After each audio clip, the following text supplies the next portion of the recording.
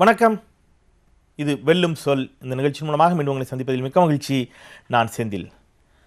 அம்மா மக்கள் முன்னேற்ற கழகம் என்ற அமைப்பு கட்சியாக அதிகாரப்பூர்வமாக பதிவு செய்யப்பட இருக்கிறது. அதனுடைய பொதுச் செயலாளர் ஆகிறார் திரு டிடிவி தினகரன்.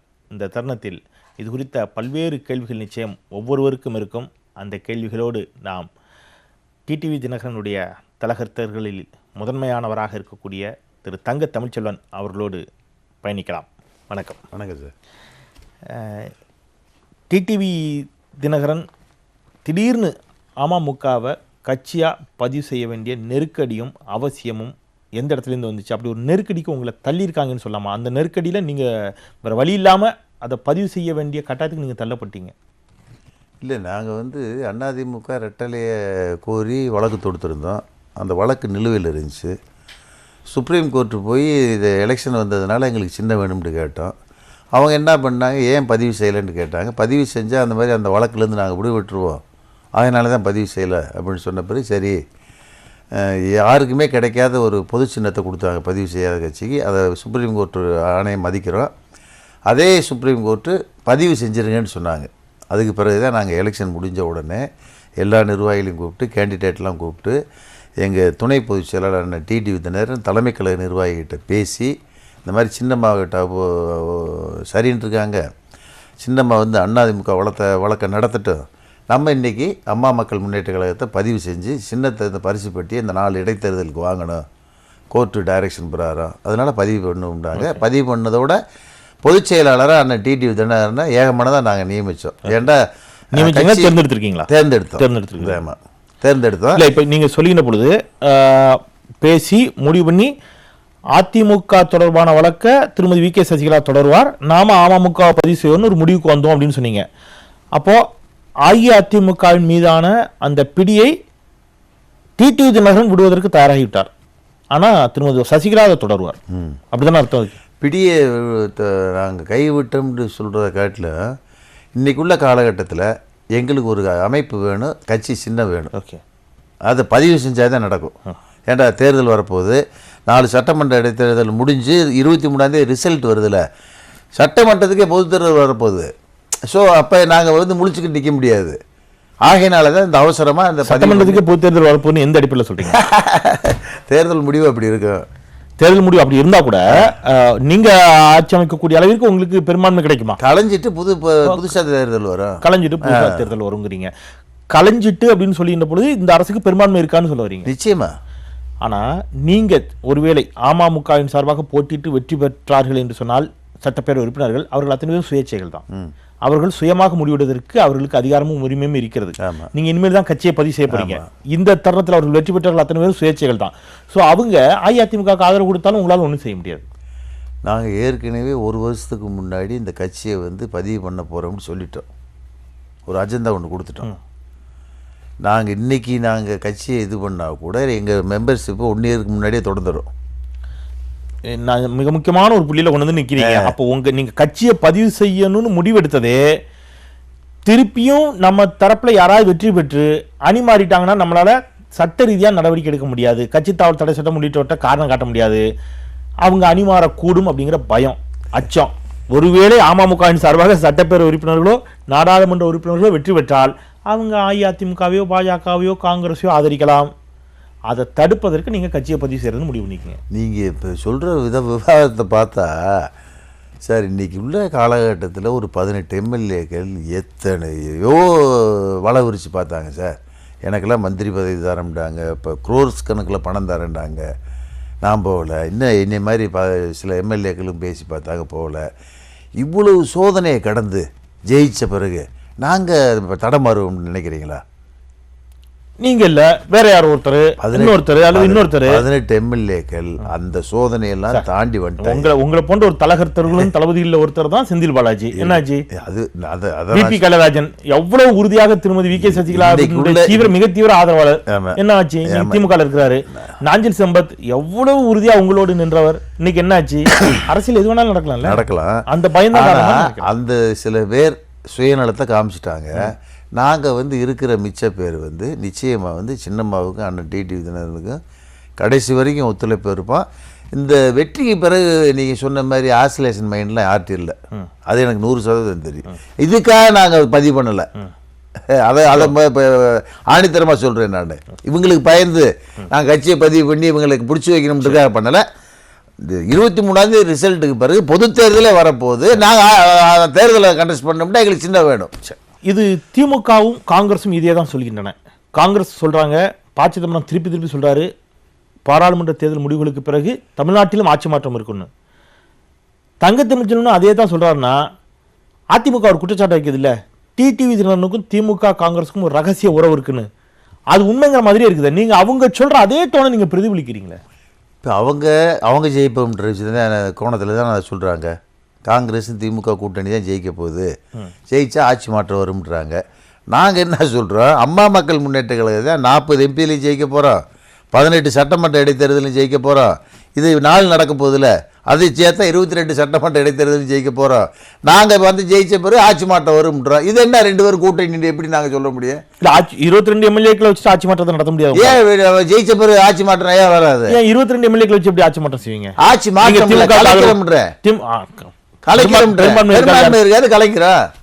திருப்பி மீண்டும் பொது தேர்தல் நாங்கள் அம்மாவுடைய ஆட்சி, ஊழல் இல்லாத ஆட்சி, அம்மா மக்கள் முன்னேற்றங்களை கொண்டு வர, அந்த ஊழல் இல்லாத ஆட்சியை கொண்டு வருவோம். நீங்க அது அஇஅதிமுகவினுடைய பொதுச் செயலாளராக இன்னமும் நீடிக்கிறார் என்று நீங்கள் சொல்லக்கூடிய, உங்களை போன்றவர்கள் உறுதியாக சொல்லி வரக்கூடிய திருமதி வி.கே. சசிகலா அவர்கள் தலைமையிலா, அல்லது அமமுகவுடைய பொதுச் செயலாளராக வரப்போகிற டிடிவி தினகரன் தலைமையிலா? தியாக தலைவி சின்னம்மா தலைமையில், பொதுச் செயலாளர் அண்ணன் டிடிவி தினகரன் தலைமையில் 2 பேரும் ஒருமித்த கருத்தோடு தான் ஆட்சி மாற்றம். அதிமுக அமமுக கூட்டணி நிற்க போதா? தேர்தலுக்கு பிறகு அதிமுக நிச்சயமாக இருக்காது சார். அதிமுக இருக்காதுன்னு சொன்னால் அதிமுகவிற்கு உரிமை கொண்டாடக்கூடிய உங்கள் வழக்கும் திருமதி வி.கே. சசிகலாவுடைய நிலைமை என்ன? சின்னம்மா கையில் வரும் அதிமுக தேர்தலுக்கு பிறகு. சரி, உங்க வார்த்தைக்கு வச்சுக்கிறேன். தேர்தலுக்கு பிறகு அஇஅதிமுக வந்து திருமதி வி.கே. சசிகலா அவருக்கு அரங்கெல்லாம் வந்துடுச்சு. அப்போ அஇஅதிமுகவை எதிர்த்து அமமுக போட்டி போடும். அதாவது திருமதி வி.கே. சசிகலா தலைமையிலான அஇஅதிமுகவை எதிர்த்து திரு டிடிவி தினகரன் தலைமையிலான அமமுக போட்டி போடும். நல்ல கேள்வி கேட்டு பழகிருக்கீங்க சார். இது எப்படி சார்? நாங்கள் அதை அப்புறம் என்னதா நீங்க சொல்லுங்க. இன்னைக்கு அம்மா இறந்த பிறகு துரோகிட்டு இந்த கட்சி சின்னம் போயிருக்கு. அது 2ஐயும் மீட்டணும்ன்றது எங்களுடைய நோக்கம். ஆனால் அது காலதாமதமாகுது, எங்களால் முடியலை. அதனால சுப்ரீம் கோர்ட் ஆர்டர் பிரகாரம் அம்மா மக்கள் முன்னேற்ற கழகத்தை பதிவு பண்ணிட்டோம். சின்னம்மா அந்த வழக்கை நடத்துறாங்க. நடத்தி அதிமுக ரெட்டலையும் கைக்கு வந்த பிறகு அம்மா மக்கள் முன்னேற்ற கழகத்தினுடைய பொதுச் செயலாளர் தியாக தலைவி சின்னம்மாவும் சேர்ந்து ஒரு முடிவு எடுப்பாங்க. என்ன முடிவு? அவங்க அமமுக இணையறதா இல்ல இவர் அதிமுக? அந்த முடிவு வரும். கட்சியை வச்சுக்கிறதா, சின்னத்தை வச்சுக்கிறதா, 2 எப்படி இணையிறது அப்படின்ற முடிவு வரும். அஇஅதிமுக அமமுக இணைப்பு குறித்து அதன் பிறகு பேசப்படும். இணைப்பு குறித்து இல்ல, அவங்க ஆட்டோமேட்டிக்கா அவுட்டு. யாரு? அதிமுக வந்து அவுட்டு. சரி, மிச்சம் இருக்கிற தொண்டை சில பேர் வந்து சேரணும்னு விருப்பப்பட்டால் பொதுச் செயலாளர் அது கொஞ்சம் பேர் தானே இருக்கிறாங்க. என்ன கேட்கறேன் சார், இப்போ நீ இப்படி வாங்க, இப்போயே நீங்க சொல்றீங்க 90 விழுக்காடு அல்லது 95 விழுக்காடு வரைக்கும் அஇஅதிமுக உண்மையான தொண்டர்கள் உங்க பக்கம் தான் இருக்கிறாங்க. 100 விழுக்காடு இருக்கிறாங்க. 90 விழுக்காடு உங்க பக்கம் இருக்கிறாங்க. இப்போ அதை கட்சியாகவும் பதிவு பண்ணிட்டீங்க, தொண்டர்களும் உங்க பக்கம் இருக்கிறாங்க. பொதுச் செயலாளரா திருமதி வி.கே. சசிகலாவையே நீங்கள் தேர்ந்தெடுத்து விட்டு அமமுகங்கிற கட்சியை கண்டினியூ பண்ணலாமே. ஏன்னா உங்ககிட்ட தான் தொண்டர்கள் அத்தனை பேர் உங்ககிட்ட தான் இருக்கிறாங்க. அஇஅதிமுக என்ற அந்த பெயருக்கு, ஏன்னா தேர்தலுக்கு பிறகு அந்த கட்சியை இருக்க போகிறதுன்னு சொல்கிறீங்க. அப்புறம் ஏன் அந்த கட்சி, அந்த பேருக்கு இவ்வளோ பிரச்சனை சண்டை? சார், இப்போ அந்த வழக்கை தொடுத்ததே சின்னம்மாவும் அண்ணன் டிடிவி தினகரன் தான், ரைட்டா? இன்றைக்குள்ள காலகட்டத்தில் ஒரு கட்சியை பதிவு பண்ணால் தான் சின்னம் கிடைக்குது, சுப்ரீம் கோர்ட் டைரக்ஷன் பிரகாரம். அண்ணன் டிடிவி தினகரை வந்து இந்த கட்சியை பதிவு பண்ணும்போது ஆட்டோமேட்டிக்காக அந்த வழக்கிலேருந்து விடுவிட்டுறாரு. அந்த வழக்கை நடத்துறதுக்கு ஒருத்தர் வேணும். ஏன் நடத்தணும்னு கேட்குறோமோ இல்லை, எங்களுக்கு அதிமுக வேணும் சார். அதிமுக நீங்க தானே சொன்னீங்க அதிமுகன்னு ஒன்று இருக்காது, தேர்தலுக்கு பிறகு அமமுகவோட சேரலாம். அது 2வது. எலெக்ஷன் வெற்றிக்கு பிறகு நாங்கள் தான் உண்மையான தொண்டனை வச்சிருக்கிற இயக்கம்ன்றதை மக்கள் நம்பிக்கிடுவாங்க, தொண்டன் நம்புவாங்க. அப்புறம் என்ன பிரச்சனை? அதுக்கு பிறகு அந்த சிம்பிள், அந்த கட்சி, பார்ட்டி ஆஃபீஸில் எங்களுக்கு வேணும்ல. கரெக்டாக வந்திருக்கீங்க. சிம்பிள், கட்சி, பார்ட்டி ஆபீஸ் நீங்க சொன்னதை நான் ஒரு பத்திரிகையாளனாக இப்படி எடுத்துக்கிறேன். அஇஅதிமுகவிற்கு இருக்கக்கூடிய அந்த கட்சிக்கு இருக்கக்கூடிய 1000 கோடி கோடிக்கணக்கான சொத்துக்கள் பில்டிங்னு சொல்றது அதானே? பில்டிங், பார்ட்டி ஆபீஸ், அதை தாண்டி இருக்கக்கூடிய கட்சிக்கான சொத்துக்கள். புரட்சி தலைவர் எம்ஜிஆர் உருவாக்கிய இயக்கம் சார் இது. இது துரோகி கிட்ட போய் நிற்கிது. அந்த பார்ட்டி அவசியம் நான் கைப்பற்றணும், கட்சியை கைப்பற்றணும், சின்னத்தை கைப்பற்றணும்ல எங்கள் நோக்கம். ஓகே, இன்னைக்கு உங்ககிட்ட இருக்கிற பிரயோஜனம் இல்லை. நீங்கள் தான் இந்த சின்னத்துக்கு வேல்யூ இல்லாமல் ஆகிவிட்டீங்களே. ஸோ திருமதி வி.கே. சசிகலா கைப்பற்றி விட்டார். ஓகே, வச்சுக்கோங்க. அப்புறம் டிடி தினகரன் அங்கே சேர்ந்துருவாரா? அதுக்கு பிறகு 2 பேரும் தான் முடிவு கொடுப்பாங்க. பொதுச் செயலாளர் இப்போ இருக்கிற பொதுச் செயலாளர் டிடிவி தினகரன் தியாக தலைவி சின்னம்மாவும் உட்காந்து முடிவு எடுத்து நல்ல ஒரு ரிசல்ட் கொடுப்பாங்க. உங்கள் அமமுகவில் தலைவர் பதவி ஒன்று உருவாக்கப்பட்டிருக்கிறது. உங்கள் அமமுகவினுடைய பைலா உருவாக்கப்பட்டு விட்டதா? அதில் பொதுச் செயலாளருக்கு அதிக அதிகாரங்களா, தலைவருக்கு அதிக அதிகாரங்களா? அந்த தலைவர் நாற்காலி யாருக்காக காத்திருக்கு? இப்போதைக்கு பொதுச் செயலாளர் அண்ணன் டிடிவி தினகரன், துணைத் தலைவர் அன்பழகனை போட்டிருக்காரு, தலைவர் வந்து சின்னம்மா. 3 போட்டோம். பைலா ரெடி பண்ணிக்கிட்டு இருக்காங்க. அடுத்து நாமினேட்டட் மெம்பர் யார் யார் போடணும், டிஸ்ட்ரிக்ட் செக்ரட்டரி எப்படி, பொதுக்குழு எப்படி, ஆட்சி மன்ற குழு எப்படி, இதெல்லாம் உருவாக்கிட்டு இருக்காங்க. ஒரு கட்சியினுடைய தலைவராக இருப்பவர் இன்னொரு கட்சிக்கு உரிமை கொண்டாடி தொடர்ந்து வழக்கு நடத்த முடியுமா? நடத்தலாம். நீங்க அப்படின்னா டிடிவி தினகரனுமே அப்படி இருக்கலாமே, ஏன் கட்சியை பதிவு செய்யணும்? நீங்க என்ன சொன்னீங்க? அஇஅதிமுகவுடையனான அந்த உரிமையை தொடர்வதற்கு, வழக்கு நடத்துவதற்கு எங்களுக்கு நாங்க இதை கட்சியா பதிவு செஞ்சுட்டா அது தடையா போயிடும். ஏன்னா அங்க உரிமை போயிடும், எங்களுக்கு வழக்கு நடத்த முடியாது. நீங்க இப்ப திருமதி வி.கே. சசிகலா அமமுகவுடைய தலைவராயிட்டாருன்னா அஇஅதிமுக எப்படி உரிமை கொண்டாட முடியும்? தலைவராக இருக்கலாம் சார். ஒரு பொதுச் செயலாளர் பதிவு பண்ணின பிறகு அந்த வழக்கை தொடுக்க முடியாது. அதிமுகவிலிருந்து விளையிடுவாங்க. ஓகே, ஸோ தலைவர் பதவி சும்மா அதிகாரமற்ற பதவின்னு புரிஞ்சுக்கலாம். அதிகாரமற்ற பதவின்னு சொல்ல முடியாது, கௌரவமான பதவி தானே. புரட்சி தலைவரே தலைவராக தானே இருந்தார் அதிமுகவுக்கு. பிறகு என்ன அது கம்மியான பயிலாளர் திருத்தம் கொண்டு என்ன பதவியை உருவாக்குனீங்க? பிறகு என்ன சசிகலாவையே வந்து பதவி கொடுக்காமல் நிராகரித்து விட்டார் டிடி தினகரன் என்பது போன்ற விமர்சனமும் செய்தியும் தவறான, அந்த அளவுக்கு போயிட்டீங்களா? தவறான கருத்து.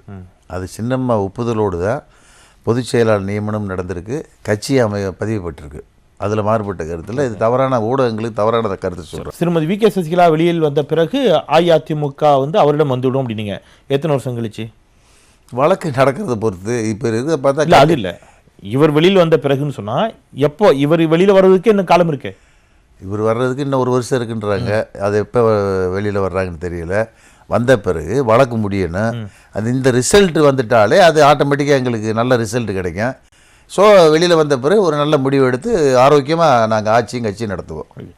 டிடி தினகரன் இந்த பிரச்சாரத்தில் பேசின போது ஒரு வாதம் வச்சார். பொன் ராதாகிருஷ்ணன் எனக்கு தூது அனுப்ப முயற்சித்தார் அப்படின்னு சொல்லி. அதன் பிறகு வேறு சிலரும் அந்த மாதிரி சொல்லப்பட்டார்கள். இல்லை, வேறு சிலர் கூட எங்ககிட்ட பேச வந்தாங்கன்னு.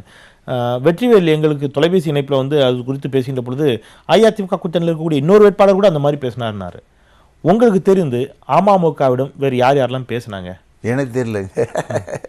ரகசிய தூது அனுப்புனாங்களா அல்லது எஸ்டிபிஐ தவிர வேறு யாரேனும் கூட்டணி குறித்து உங்களிடம் பேச்சுவார்த்தை நடத்துறாங்களா? எங்கிட்ட தெரியல. எஸ்டிபிஐ மட்டும் பேசுறதா சொன்னார்.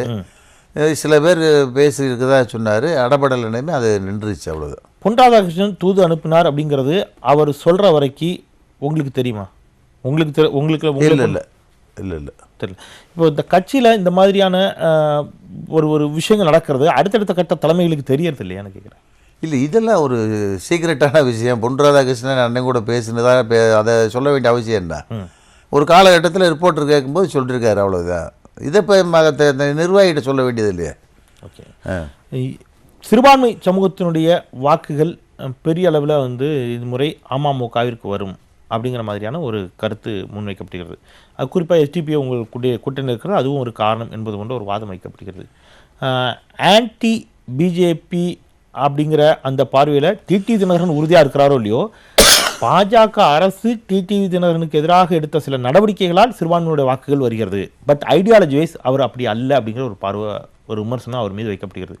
உள்ளபடியே கருத்தியல் சார்ந்து அவர் அப்படி இருக்கிறாரா அல்லது கலை யதார்த்தமும் அரசியலும் அந்த மாதிரியான ஒரு தோற்றத்தை அவர் மீது உருவாக்கி விட்டதா?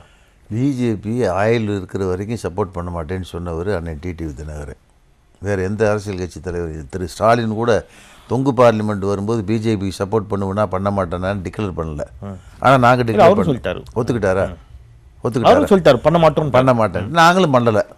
அதனால ஸ்ட்ராங்காக இருக்கிறாங்கன்றது சிறுபான்மை மக்களுக்கு ஒரு விருப்பம். அந்த அடிப்படையில் எங்களுக்கு மக்கள் ரசித்து வராங்க, ஓட்டு போடுறாங்க, அவ்வளோதான்.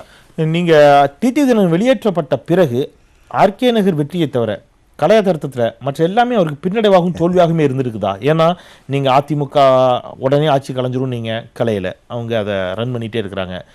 இது முடிஞ்சிடும், நீங்கள் அவங்கள நம்பி யாரும் கூட்டணி வைக்க மாட்டாங்கன்னு சொன்னீங்க. ஒரு வலிமையான கூட்டணியை கட்டியிருக்கிறாங்க. ஒரு லீடராக எடப்பாடி பழனிசாமி உருவாகிட்டு வர்றார் அப்படிங்கிறத நீங்கள் ஏற்றுக்க மறுக்கிறீங்களா? பொதுவாகவே இப்போ அண்ணன் டிடிவி தினகரன் நினச்சிருந்தா அம்மா சின்னம்மா சிறைக்கு போகும்போது ஷார்ட்கட்டில் முதலமைச்சராக இருக்க முடியும் எனக்கு தெரிஞ்சு.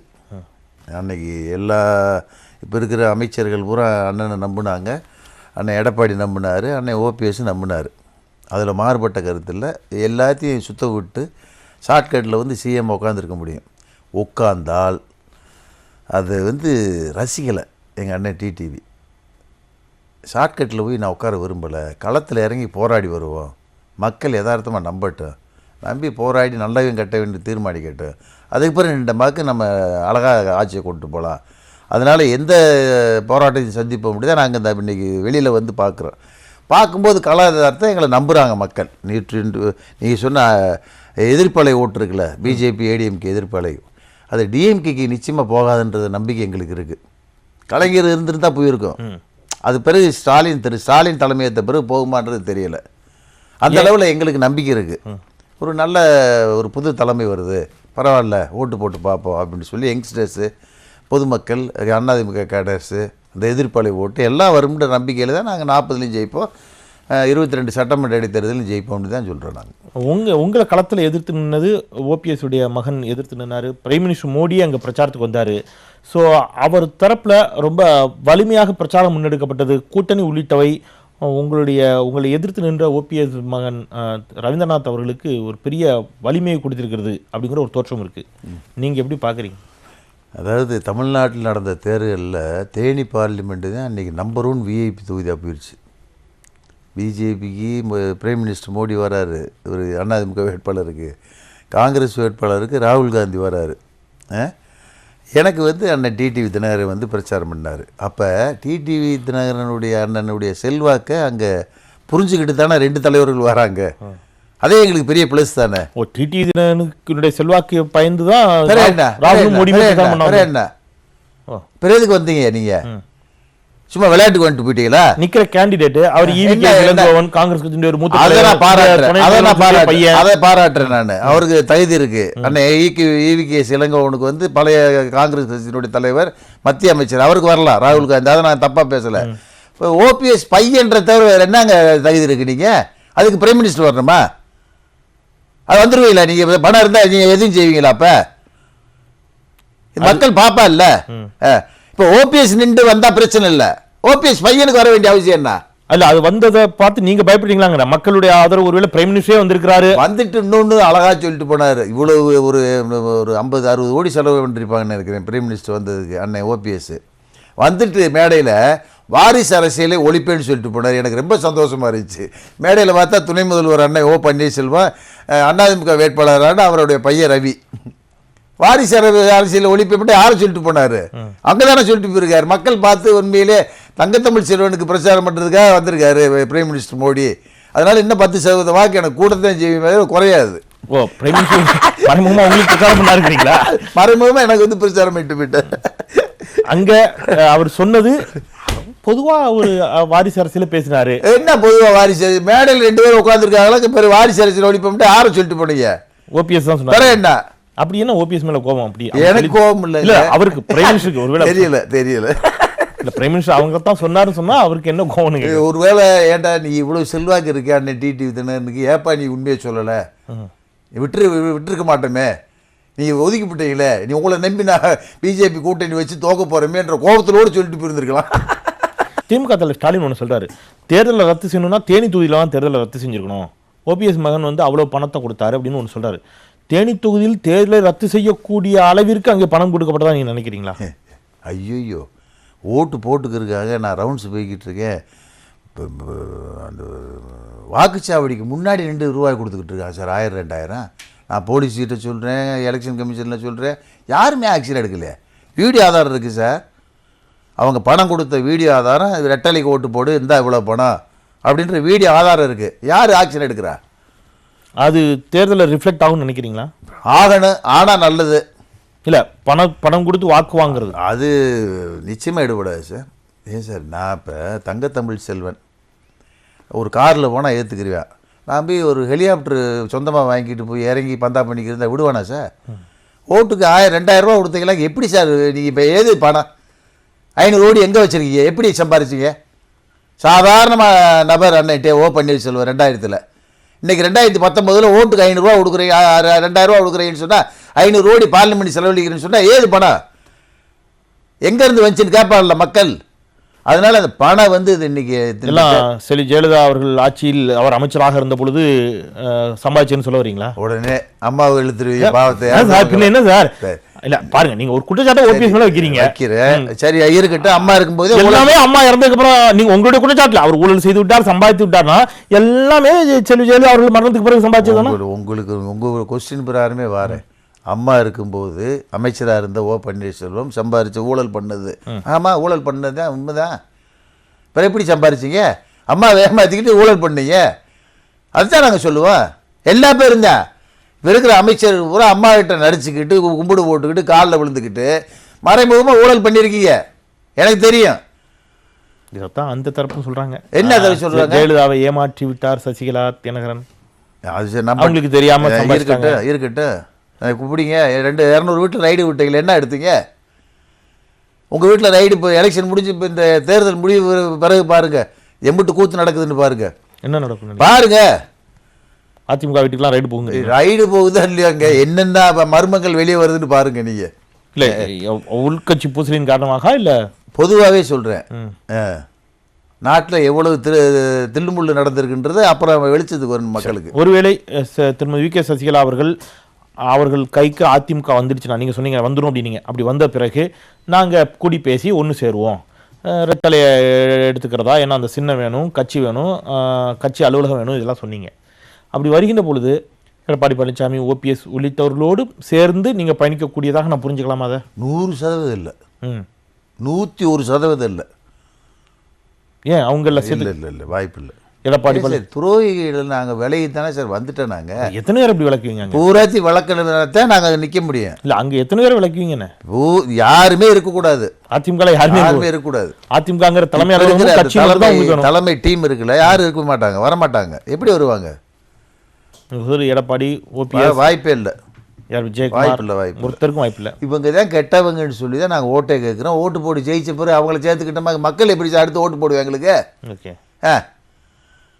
ஸோ நீங்கள் அஇஅதிமுக மீது வைக்கக்கூடிய விமர்சனங்கிறது இந்த நபர்கள் மீது, அதிமுகங்கிற கட்சி அல்ல, அதிமுக துரோக கூட்டத்தின் மேலே வைக்கப்பட்ட குற்றச்சாட்டு தானே தவிர அதிமுக ரெட்டலை எங்களுக்கு கோபம் இல்லை.